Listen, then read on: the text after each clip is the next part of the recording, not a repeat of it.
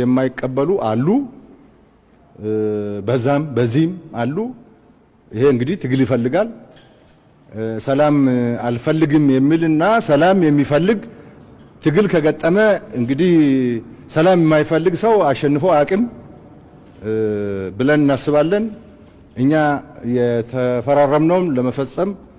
ከሙሉ ልብ ዝግጁ ነን ዝግጁ የሚያደርገን ደግሞ ለኢትዮጵያ ሕዝብ ብለን ለኢትዮጵያ ሕዝብ ብለን ነው የትግራይ ሕዝብ ሕዝባችን ነው ይዛ የደረሰውን ችግር ውድመት አይተናል ይበቃዋል ከዚህ በላይ በሱ ላይ መፍረድ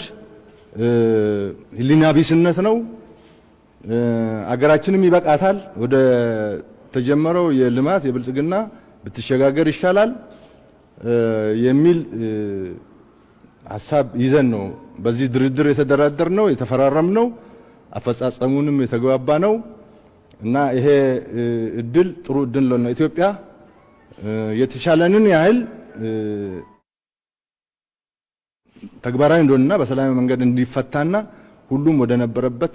ወደ ሰከነበት እንዲመለስ እንመኛለን